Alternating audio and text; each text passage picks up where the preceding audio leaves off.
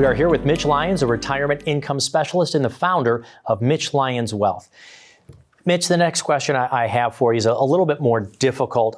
It's not as fun of a topic as talking about retirement income spending, getting to plan out that wonderful life. But we do need to discuss long-term care. So when do you discuss covering long-term care costs, the reality of it, the reality of us living longer? Is this part of the process for you, the retirement blueprint? It absolutely is, and it's usually one of the first questions, honestly. Talking about longevity, what's the longevity in your family?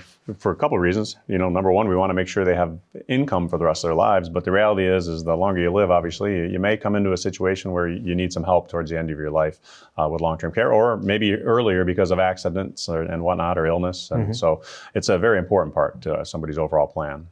I remember kind of when I started my career, you and I probably around the same time, is that there were individual long-term care policies. We've both seen them fade away. Why is that? Well, I think they were priced inappropriately at the beginning when they first came out with them, and what companies found was they didn't want to be in that business anymore because they came out on the short end on that. So they raised the prices way up from then, and then it became pretty cost prohibitive. Yeah, easy for me to slur. Prohibitive for folks to buy them. So they've said, well, geez, that's too expensive. What can we do? And that's really what we bring to the table and show them some different alternatives. Whether it's utilizing an annuity product that can create some doubler income if you were to have those any of those issues. Let's face it, it's not a sexy topic to talk about. People want to talk about a fancy retirement and enjoying it and doing. But again, we could talk about it in a positive, preserving our wealth, preserving it for our spouse, making sure that it's still there for us.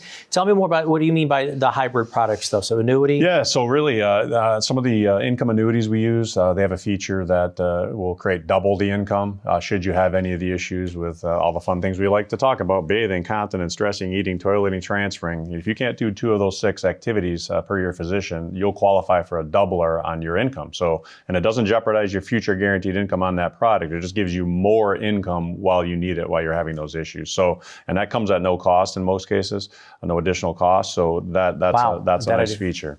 Another thing that people are unaware of is that on most life insurance policies now, typically you'll have a rider on there that you can attach to it where you can get at the death benefit ahead of time. So you don't have to die to get the death benefit. You can start using a percentage of it each month if you're having some of those long-term care type issues.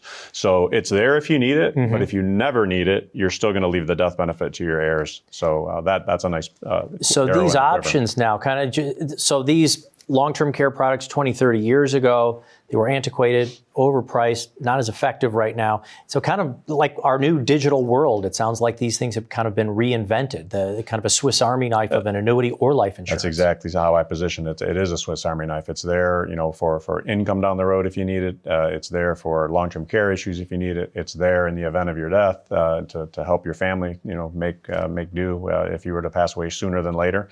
So they really are. They really are a Swiss Army knife, and it's a big part of an overall plan, right? It's great to talk about the income and everything else and how you're going to retire, but you still have to prepare for that worst case scenario, just like you did earlier in your career, maybe when you were getting life insurance to protect your young family. And if you don't have one of these, I mean, if we consider, let's just say $1 million of a life savings, what are some of the average costs monthly you see on what people spend on long-term care if they're paying for it out of their pocket?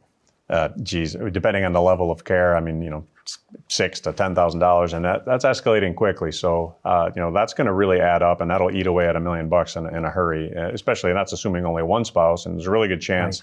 You and I were talking earlier. The 65-year-old couple has a 70% chance one of them is going to need that. Well, you know what? A lot of those couples are going to have both of them. So that can eat up a nest egg in a hurry. And if leaving some assets to your kids down the road is of importance or a concern, that's going to be bye-bye inheritance if you require that type of care. Mitch, thank you very much for making the best out of a tough topic. Folks, if you're wondering how you can preserve your wealth in case you need long-term care health needs down the road for you or your spouse, talk to Mitch Lyons here, founder of Mitch Lyons Wealth. You can go to his website as well to learn more about him, MitchLyonsWealth.com. We're on the next screen. Call the phone number. Set up an appointment so you can get your complete retirement blueprint. Thank you so much for watching.